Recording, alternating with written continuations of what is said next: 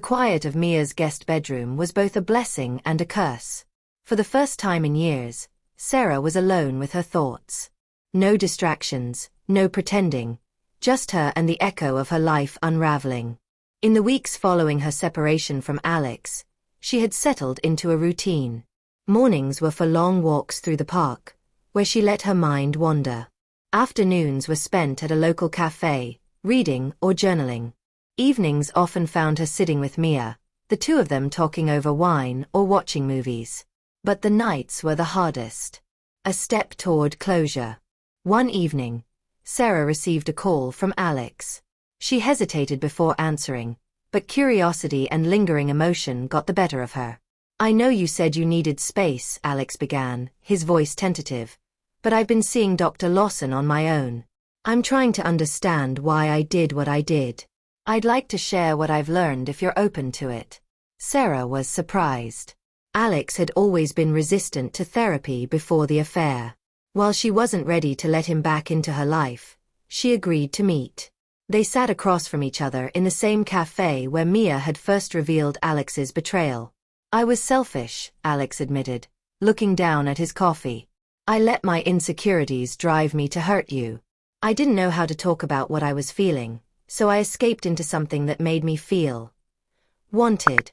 Sarah listened quietly, her emotions a whirlwind.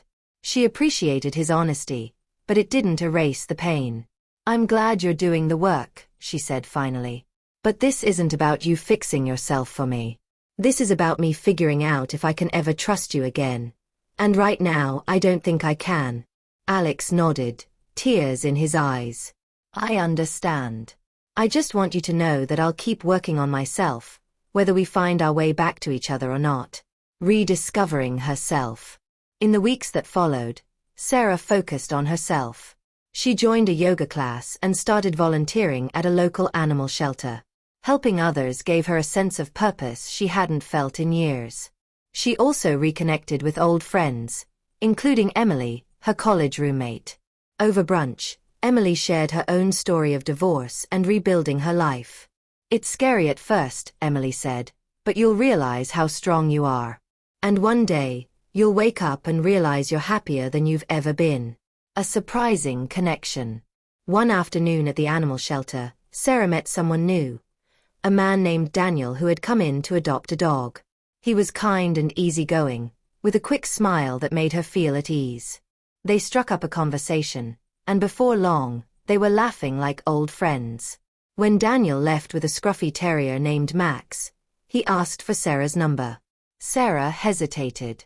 It felt too soon. But something about Daniel's genuine nature made her take a leap of faith.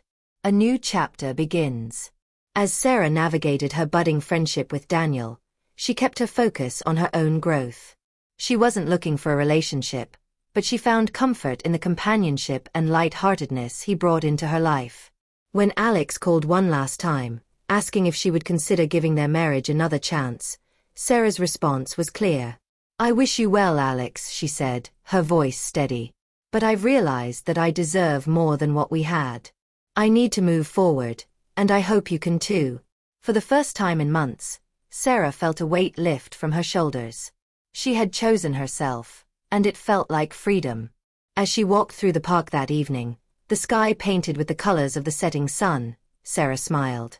The future was uncertain, but for the first time in a long time, she was okay with that. She was ready to embrace whatever came next. The end.